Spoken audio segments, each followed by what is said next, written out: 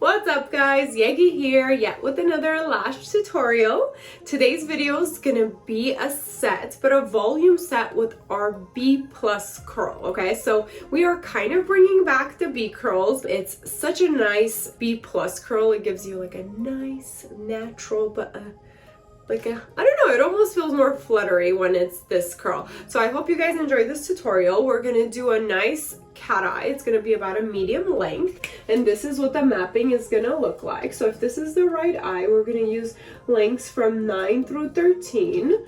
So we're gonna put 9, 10, 11, 12, 13, and just few in the outer corner, we're gonna taper down with 12s to make sure that those outer corners don't droop, okay? But overall, it's gonna look like a nice cat eye, and this is about an average medium length. And it's in the 0.05 thickness in our Mega Volume Easy Lashes. Well, I hope you guys enjoyed this tutorial. Let me know what you think about the B plus curl, and officially there's a couple more videos about B plus curls. See what you think, and if you want to add it to your menu, you can help stand out since most people are not using these.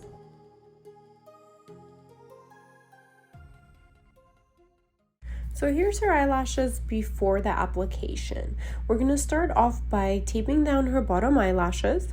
We use the hydrating under eye patches to protect her under eye skin and hold down some of the bottom lashes. And we're going to finish it off with the taping with 2 layers of the white tape and 1 layer of the transparent tape. This is going to make sure we hold down all of those baby lashes so they don't sneak up and get stuck to the top while we're lashing. Now, a nice note that you may see, the lash artist that's helping me apply this set for you guys, she had prepared the tape in one shot, so she can just have the 2 layers of the white tape and 1 layer of that clear tape on top ready to go before the client even came in. So like that, you can just go ahead and apply it and not waste any time kind of cutting or putting all those layers of tape when they're there.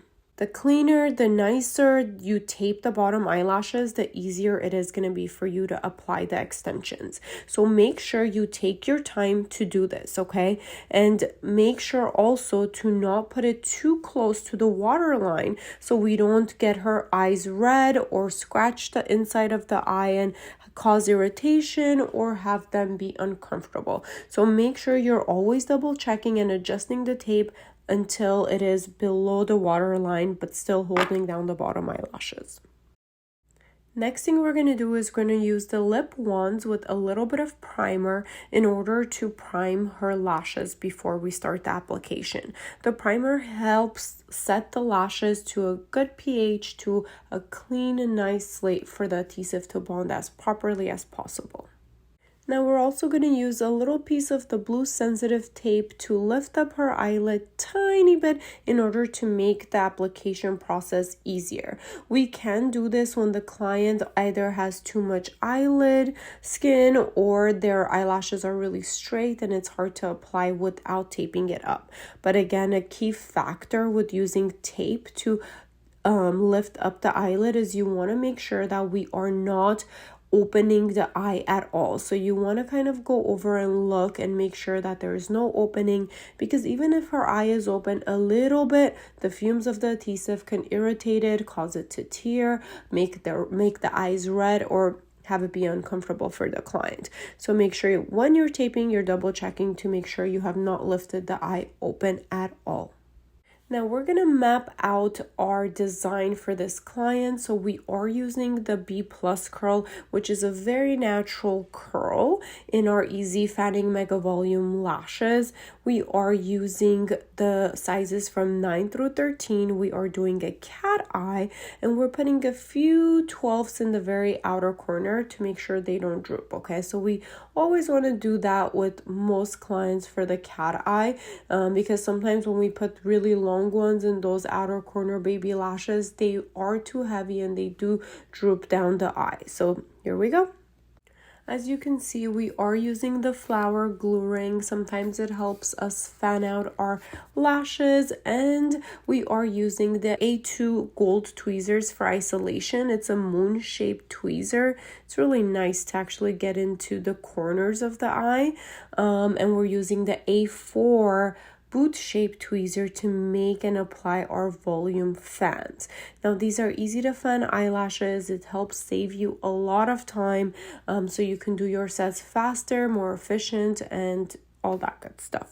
When you dip the fan into your adhesive, make sure you are not dipping it too much where it touches the tweezers, because then that's when you can have stuckage on the tweezer. Your fan could get deformed, then not fan out as nice and wide, okay? And one thing to get the base nice and snatched or nice and skinny in a V shape is you can use these flower glue rings to run them through those little slots in the end to get them again more to a V shape compared them being square, because a lot of times the easy fanning eyelashes, that's a little bit of the downside to it. The base is a little bit square unless you put in a little bit effort to really mold them into the shape that you want them to be. Now we're just going around and applying the fans mix throughout the eye. We don't usually, in our company, we don't usually go from inner and outer corner. Everybody I train and teach, we usually jump around. It just helps with like little lashes from sticking. It gives them more time to dry, and it does keep your sets nice and full throughout the eye instead of it being like in order. So then let's say for some reason you run out of time or you have your next client there, they are evenly full and you can stop at any point, especially when you're kind of new, and they'll still look good and distributed evenly. So those are kind of the few reasons why we jump around. The curl of this eyelash is super flattering. It's really pretty. A lot of times the B curls are really kind of not so popular anymore, but this B plus curl is such a nice curl for more natural looking sets.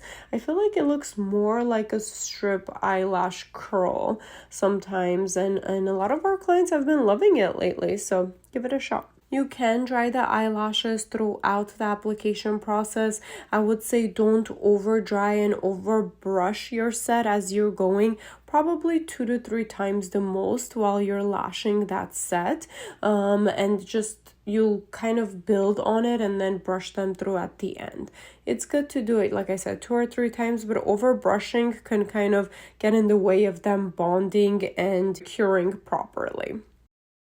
And also do use a lash mirror to always check and see how they're looking throughout. If there's an area that looks less full compared to another area, or if anything looks like it's not sitting straight, your lash mirror is really a helpful tool to catch that before they even open their eyes, before they even see it. So at least check again at the end of your lashing, but it's recommended to check once, like when you're done halfway about with the set, and then once at the end with the lash mirror, and then make any minor adjustments if you need to, if something's not sitting right. Now make sure you're taking your time to isolate properly. We want to make sure that we're going to glue our volume fan onto only one natural eyelash. Anytime we have too much stuckage, too many things glued together, that's when we could damage the natural lashes, or they could really not sit nice and straight, and they can twist and turn as the eyelashes are growing and shedding, okay? So your goal is to glue glue your volume fan, or if it's a classic lash, that extension on one natural eyelash. And a lot of times the best way to do that is to make sure that we have the natural lash in between our isolation tweezers. Now sometimes we can move eyelashes away from each other, kind of like pulling them to the side, as long as you can see that that natural lash is fully isolated and you only see one natural lash in that movement. Now we can also use this blue sensitive tape to pull the eyelid towards the outside of the eye, pulling the inner corners out to be able to see all those little baby hairs, okay? So you guys should be doing this with every single client. Every client's inner corners are pretty much hiding when we're lashing. But if you are to pull it out this way, you'll be able to see all those little baby hairs. And if we do apply on all those baby hairs, that's when we're going to have a really nice professional set. And it's going to almost like elongate or make their eyes look nicer and bigger instead of having the opposite effect. All right. So if you want to seem professional, even when you're new, you want to make sure you are applying to all those little inner baby lashes. Now, as we're getting closer to seeing the lashes pretty full, we want to just double check, make sure we didn't miss any natural lashes that we can apply on.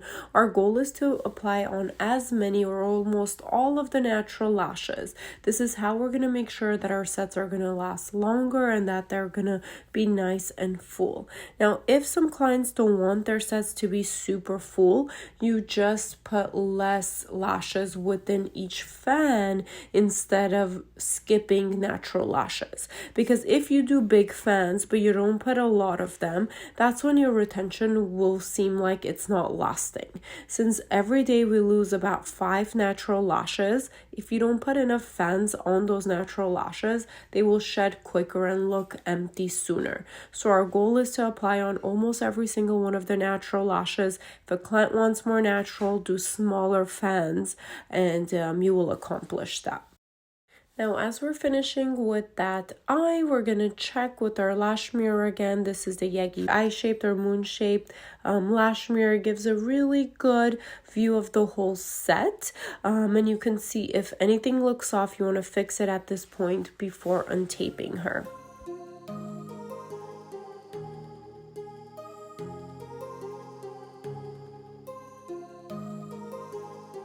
We're going to go ahead and do the same thing to the second eye. It's a little different angle. We'll speed it up just so you guys can kind of be there throughout the whole process and you guys can see the final look. Let me know what you think about the B+ curl. I'm very curious if this is going to have a comeback or if you guys don't really like it.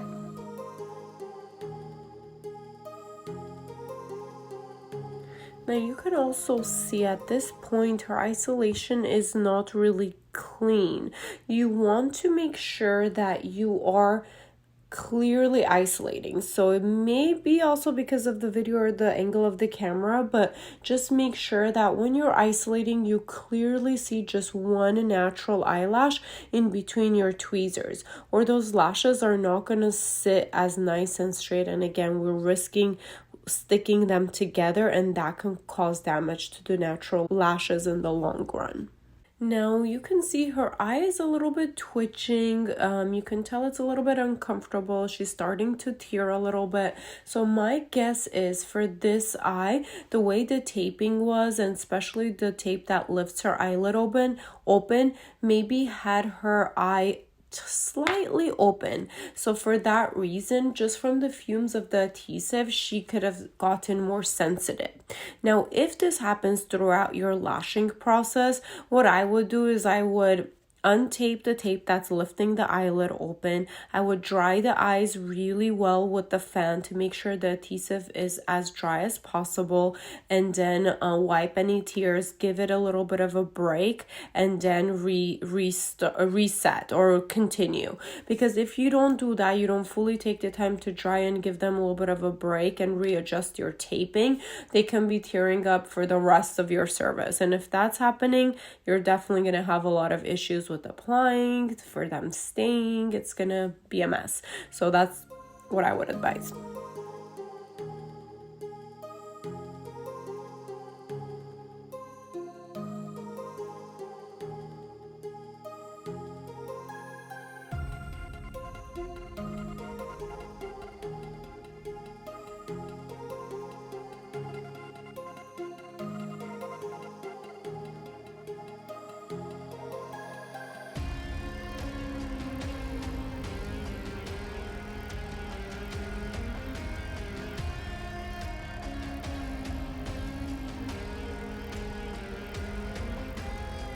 Well, I hope you guys enjoyed this tutorial. Like I said, let me know what you think, and keep in mind that we do full-on training, certifications for classic, volume, and all sorts of fun business coaching for the beauty industry and anything else that you may need help with. Make sure to check us out at yegibeauty.com and the yegiproject.com and see if there is anything on there that can help you accomplish your goals and dreams. But if not, just feel free to reach out to us. We're here for you as a support, as a community, and we love connecting and helping everybody. So have a good one.